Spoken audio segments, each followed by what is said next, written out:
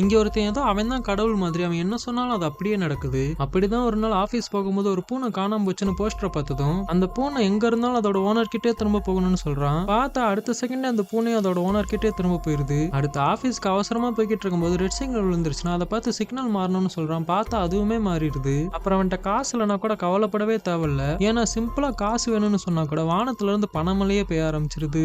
இப்ப இவன்ட்ட என்னதான் இவ்வளவு சக்தி இருந்தாலும் இவனோட ஒரே ஆசையை பூமியில போருங்கிற ஒரு விஷயமே இல்லாம எல்லாரும் சந்தோஷமா வாழணுங்கிறது தான். சோ அதுக்கு ஏதாச்சும் பண்ணி ஆகணும்னு இந்த உலகத்துல உள்ள எல்லா ஆயுதமுமே பொம்மையா மாறணும்னு சொல்ல அவன் சொன்ன அடுத்த செகண்டே பீரங்கி குண்டெல்லாம் குதிரை பலூனா மாறிடுது. அப்புறம் சப்மரைன்ஸ் எல்லாம் டார்பீடோக்கு பதிலா வாத்து பொம்மையை ஷூட் பண்ணுது. அப்புறம் சோல்ஜர்ஸ் எல்லாம் கூட ஆர்மி யூனிஃபார்முக்கு பதிலா ஏதோ ஜோக்கர் வேஷம் போட்டுக்கிட்டு மக்களை நல்லா சந்தோஷமா சிரிக்க வச்சுக்கிட்டு இருக்காங்க. அப்புறம் மிஷின் கன்ல புல்லட்டுக்கு பதிலா கப் கேக் வச்சு ஷூட் பண்ணிக்கிட்டும் சோல்ஜர்ஸ் எல்லாம் கண்ணுக்கு பதிலா தண்ணி துப்பாக்கி வச்சு விளையாடிக்கிட்டு இருக்காங்க.